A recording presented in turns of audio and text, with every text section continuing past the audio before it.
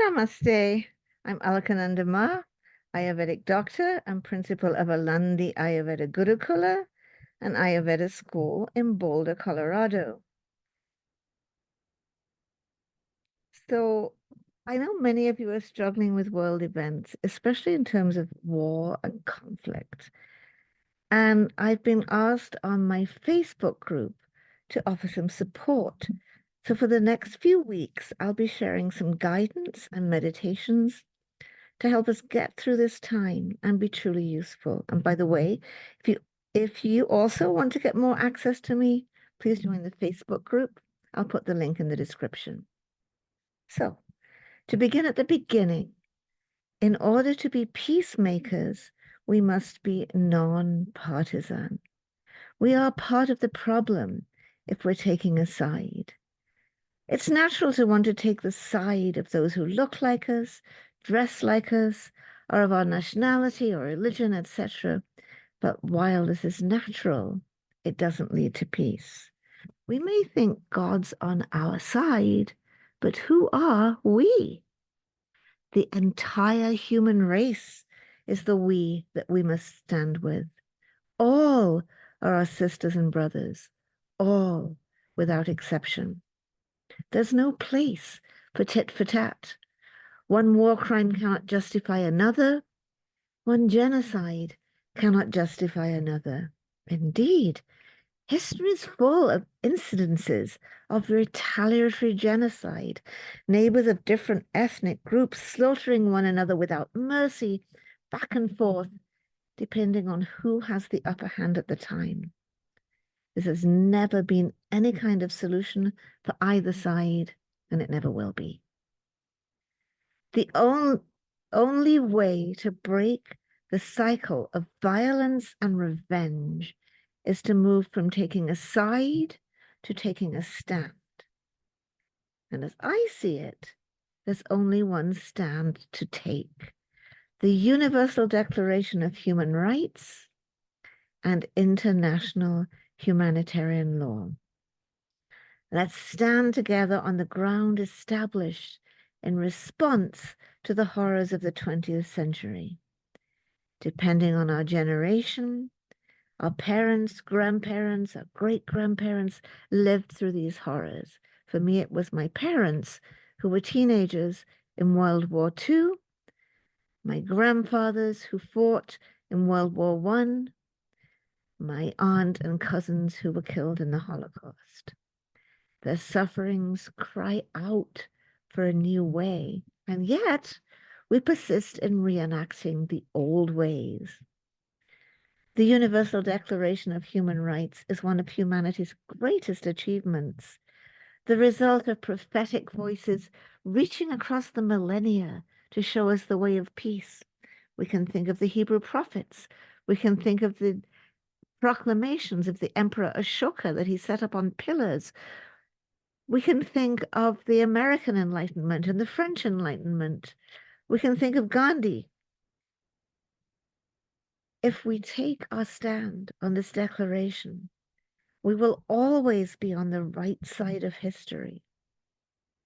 And the path of standing upon human rights requires us to see all humans as our sisters and brothers without limiting ourselves to those we typically consider as our own. So I'm going to try something completely different, something that's maybe never been done before. I'm going to ask us to do contemplative meditation on the preamble and the first couple of articles of the Universal Declaration of Human Rights. So sit straight with your hands resting comfortably on in your lap or on your knees. Back straight. Allow your eyes to close naturally. Listen and contemplate what is being read. The Universal Declaration of Human Rights, Preamble. Whereas recognition of the inherent dignity and of the equal and inalienable rights of all members of the human family is the foundation of freedom, justice, and peace in the world. Whereas disregard, and contempt for human rights have resulted in barbarous acts which have outraged the conscience of mankind. And the advent of a world in which human beings shall enjoy freedom of speech and belief, and freedom from fear and want, has been proclaimed as the highest aspiration of the common people. Whereas it is essential, if man is not to be compelled to have recourse as a last resort to rebellion against tyranny and oppression, that human rights should be protected by the rule of law.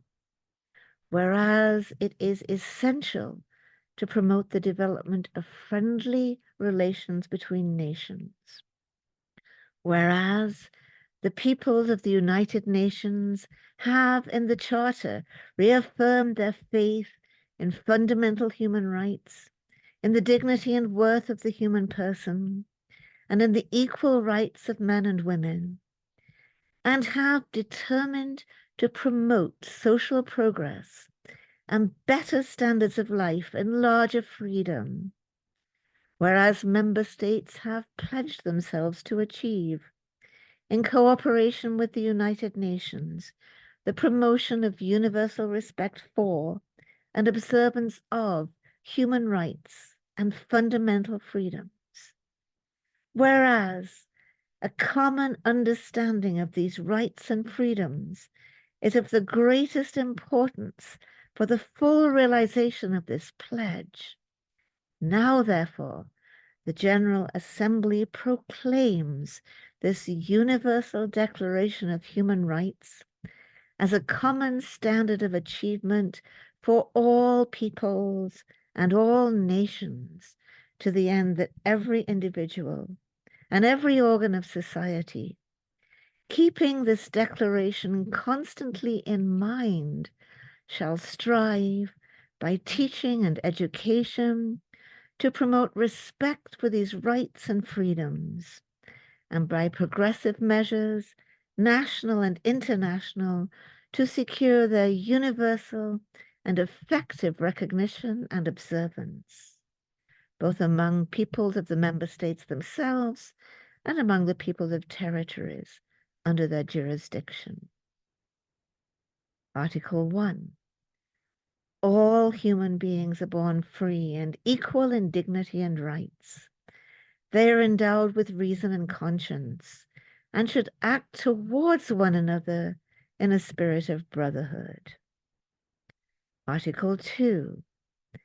Everyone is entitled to all the rights and freedoms set forth in this declaration, without distinction of any kind, such as race, color, sex, language, religion, political or other opinion, national or social origin, property, birth, or other status.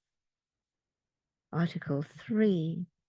Everyone has the right to life, liberty, and security of person.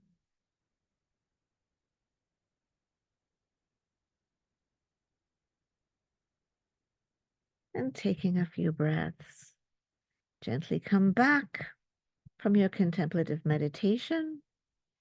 Next time we'll be looking at ways we can take care of ourselves as we strive to be those who stand on this declaration. And in subsequent weeks, we'll look at some meditations. We'll go through some meditations that will help us to be real peacemakers.